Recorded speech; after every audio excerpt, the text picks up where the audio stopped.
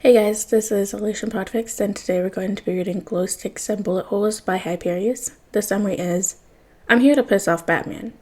And that involves me, why? Well, no one can do it quite like you can. Hal Jordan paused, and Jason could see the little swelling of pride that puffed out of his chest. He gets it. There's nothing quite like knowing you can get under the big bat skin. What started as a team-up to mess with Batman turned into a team-up that just may save the world. Alright, without further ado, Chapter 1. Jason wouldn't say Bruce is a bad person, or at least he wouldn't say so anymore. Is Bruce the best person? Certainly not. He has the emotional capacity of a brick wall and the maternal instincts of a dying horse, but he tries, and Jason can appreciate that. Bruce tries his hardest, and sometimes he is exactly what they don't want nor need, and sometimes he's what they need but don't want. Rarely he is what they want and need, but that comes with having a traumatized and emotionally broken father figure. However, as the children are also emotionally compromised, their dad stating the wrong thing at the wrong time could easily send them spiraling into an abyss of self-doubt and loathing. Unfortunately, Bruce doesn't understand the power he has over his children. Nor does he understand how his words cut like daggers and his disappointment burns like the flames of hell. Jason can attest. As someone who's been to hell, it fucking sucks. It also sets him off in a way that reinforces all of Bruce's biases about him. Angry, reckless, and cruel.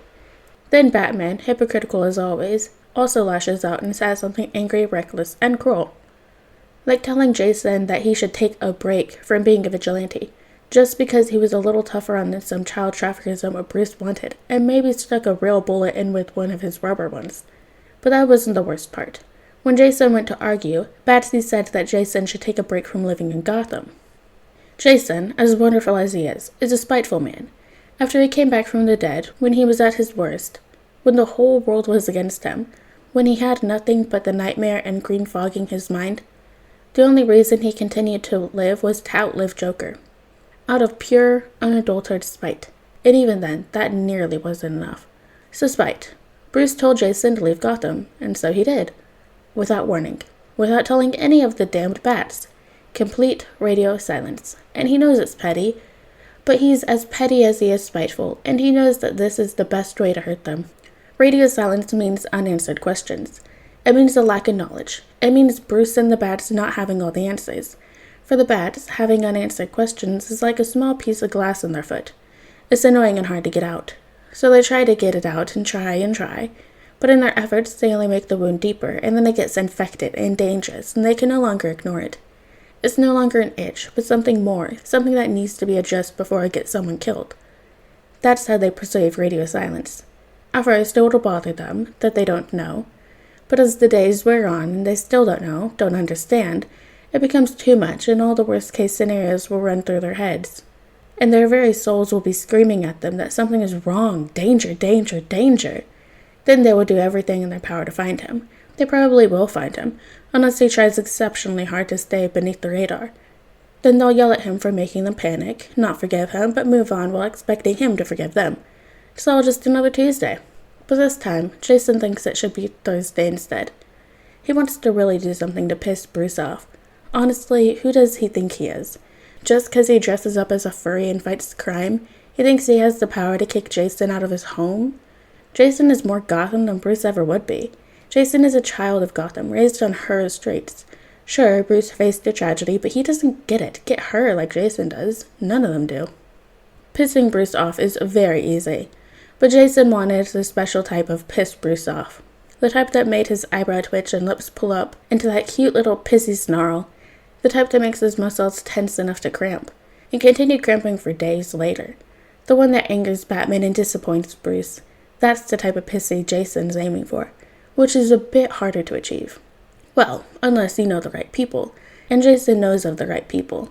He hasn't personally met him, at least not on good terms, but sure he's been forgiven by now. Maybe. Or forgotten. And he's fine with that too.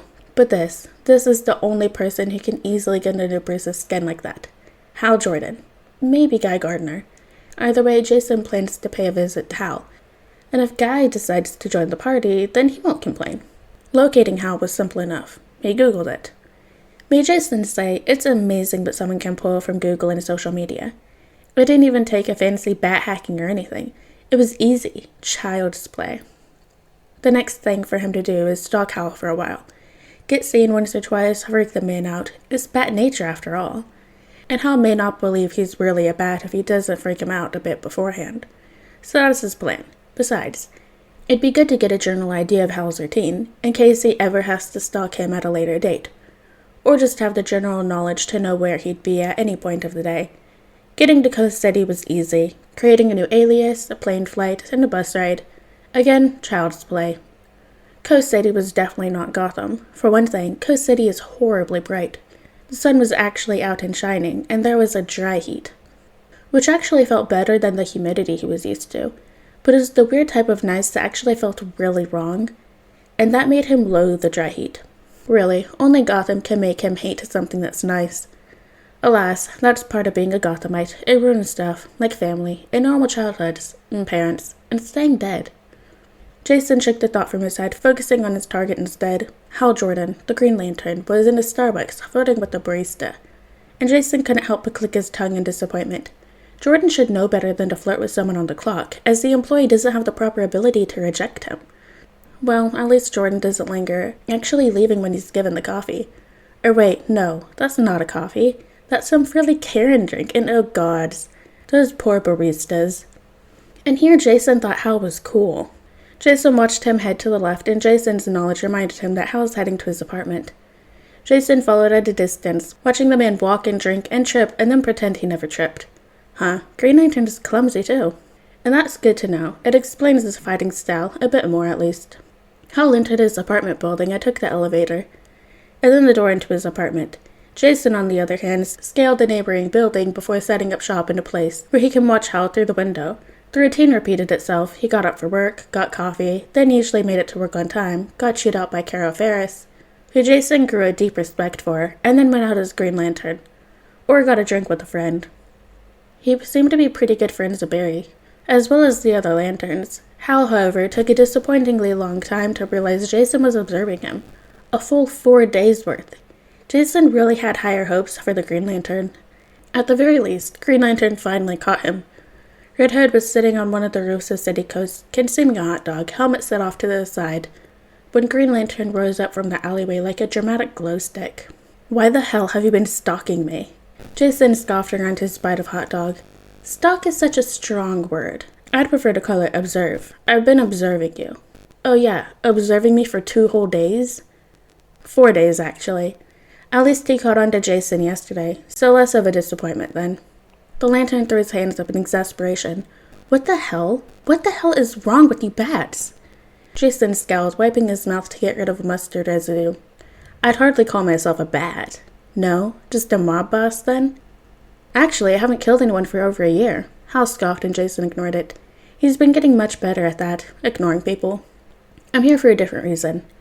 Enlighten me, then. Hal crossed his arms, and even from beneath the mask, Jason could see one eyebrow quirked up as he awaited his answer. I'm here to piss off Batman. And that involves me... why? Well, no one can quite do it like you can. Hal paused, and Jason could see the little swelling of pride that puffed out of his chest. Yep, there is some sick joy in knowing you can get under the Batman's skin. Making him lose his cool, make him drop his infamous mask. Jason gets it. Still, I don't see what I gotta do with your little scheme. If he knew I was hanging around you, he'd be really angry. But what if I don't want to hang out with someone like you? Someone like you. It seems the rumors of Gotham have even spread to Coast City. How Jason was hot-headed, bloodthirsty, angry. How Jason was cruel and enjoyed hurting people. How Jason? Jason closed his eyes and counted to 10. It won't do him any good if he blew up on the Lantern. It won't do him any good to prove the rumor's true. He's trying. He's trying to get better, not that anyone notices. How would a trade? After following you, no, not stalking, I did a little digging myself and found some information you might want to wrap up this case you're on. You're shitting me. Nope, Jason said, making sure to pop the pea. I can also buy your very lacking apartment, groceries, and even cook. Trust me, I was trained by the best. The best being Alfred, obviously. So I can cook you gourmet meals, or just pizza, whatever you want. Hal blinked at him from behind the mask, because really, this fucking kid. So in exchange for staying with me and pissing off Spooky, you'll help me solve this case and what? Be a stay-at-home chef? Jason grinned, one side of his lips quirked just a tad higher, making a dimple appear on just the one cheek. Yep. Well, fuck it. Fine, you're on, but there's rules. No killing, minimal maiming, and I'm the boss. Yes, sir. Still better than the bat rules, which are filled with hypocrisy and deceit. Not that he's salty. Except he is definitely a little salty. Let's get started, Flashlight. Don't ever call me Flashlight. Jason saluted with a nod at the request. Sure thing, Commander Glowstick. The boy smiled something wicked when Hal deflated, muttering something about bats and disrespect. Still, Jason takes it as a win. He's in. There's no going back now. Alright guys, now that's the end of chapter 1 of Glowsticks and Bullet Holes by Hyperius. I hope you guys liked it, and I'll see you next chapter.